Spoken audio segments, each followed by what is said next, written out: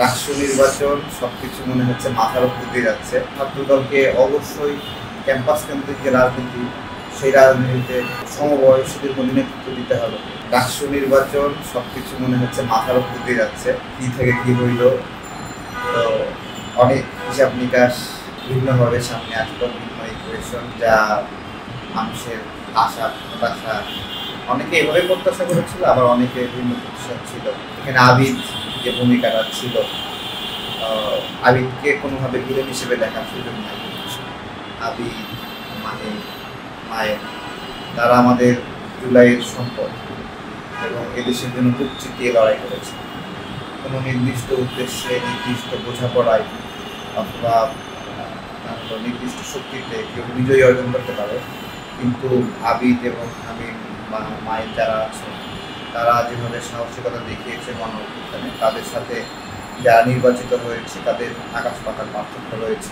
তো এরপরেও তারা পরাজিত হয়েছে। পরাজয়ের কারণ যদি আমি ভাবছিলাম কী কারণে পরাজয় করতে পারে, প্রথমত ক্ষমতাসীন দল বা সম্ভাব্য ক্ষমতায় থাকা দলকে শিক্ষার্থীরা একটা ভয় পায়, বা শক্তিশালী একটা দলকে তারা ইম্পাওয়ার্ড হলে তাদের সার্বভৌম নিরাপত্তার বিষয়টা সংক্ষুব্ধ হয় কিনা, এরকম একটা বিষয় থাকে। তো আবার হলো ঢাকা বিশ্ববিদ্যালয়ের ছাত্রদলে যারা, তারা সাধারণ ছাত্রদের যে বয়স, এই বয়সের চেয়ে বেশি। এটা দীর্ঘ সময় তারা ক্যাম্পাসে ঢুকতে পারে নাই, পড়াশোনা করতে পারে নাই, পরীক্ষা অ্যাটেন্ড করতে পারে নাই, অনেকগুলো কারণে নিপীড়নের শিকার হয়ে তাদের এই পরিস্থিতি, যে কারণে আজকে এই বয়সের একজন কিছু কিছু চুল পেকে গেছে, যখন সাধারণ ছাত্রদের কাছে 20 বছর বয়সে, 2 বছর বয়সে একজন স্টুডেন্টের কাছে গিয়ে 38 বছর 36 বছরের একজন ছাত্রদল নেতা গিয়ে ভোট চাচ্ছে, বিষয়টা তাদের কাছে অড। এবং এই বয়সের পার্থক্য তো বন্ধুত্বের জায়গায় আসে না। বাংলাদেশের প্রথম ইমিউনিটি বুস্টার সমৃদ্ধ ফ্যান্টাস্টিক হ্যাপি এনার্জি বিস্কিট। এই জায়গাতে ঢাকা বিশ্ববিদ্যালয়ের ছাত্রদল যে প্রতিনিধিরা আছে, তারা অল্প বয়স্ক ছাত্রদের বন্ধু হতে পারে না, বা বন্ধুর জায়গা থেকে ওই মেন্টালি ম্যাচিংয়ের বিষয়টা হয়নি। বিষয়টা হলো তারা যেহেতু ক্লাসেও ছিল না, ক্লাস ভিত্তিক যে একটা রাজনীতি, সিআর ক্লাস প্রতিনিধি, ওই জায়গাতে তাদের পূর্ণ অ্যাক্সেস বা কোনো অ্যাক্সেসই ছিল না। যতটুকু মায়ের আবির বা মাহিম ভোট পেয়েছে, সেটা হলো জুলাই গণঅভ্যুত্থানে তাদের ভূমিকা রাখার কারণে এই ভোটটা পেয়েছে। এই ভূমিকা না থাকলে আরও কম ভোট পেত, কারণ ক্ষমতাসীন বা যারা হলো শক্তিশালী একটা দলকে সাধারণ ছাত্ররা মনে করে যে তাদের দ্বারা নিপীড়িত হতে পারে। ক্ষমতায় আসেনি, তো ওই যে একটা ভয় কাজ করে তারা ক্ষমতায় আসবে, এরকম একটা ভাব আছে না।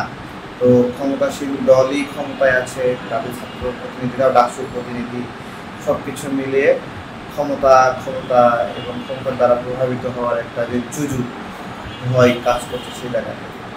পাশাপাশি মায়ের বা হলো আবিদ যারা, ওরা মানে আমরা ওদেরকে চিনি বা ছাত্ররা ওদেরকে চিনি 15-20 দিন, হঠাৎ করে শেষ দিনে এসে প্যানেল দিল। তো ছাত্রদলের প্ল্যানিংয়ে এটা থাকা উচিত ছিল না, যাকে ডাকসু বিপি নির্বাচিত করবে তাকে ঢাকা বিশ্ববিদ্যালয়ের সভাপতি করে নিয়ে আসতে হবে, সাধারণ সম্পাদক করে নিয়ে আসতে হবে, যাতে করে তারা ক্যাম্পাসে পরিচিত হয়, বন্ধুত্ব তৈরি করতে পারে। তো যাকে সভাপতি সাধারণ সম্পাদক করলো, তাই না, তা মানে হলো আমার প্রশ্ন হলো, তারা কেন ভিপি ক্যান্ডিডেট হলো না? তাদেরকে কেন ছাত্রদল ভিপি ক্যান্ডিডেট হওয়ার মতো মানে অ্যাপ্রোপ্রিয়েট মনে করলো না?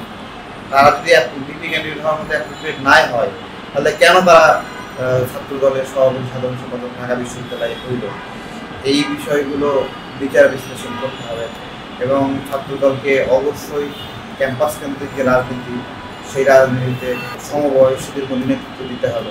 কেন্দ্রীয় পর্যায়ে থাকতে পারে সারা দেশে নিয়ন্ত্রণ করার জন্য, আপনার রানিং কোনো স্টুডেন্ট তো সারা দেশ নিয়ন্ত্রণ করতে পারবে না।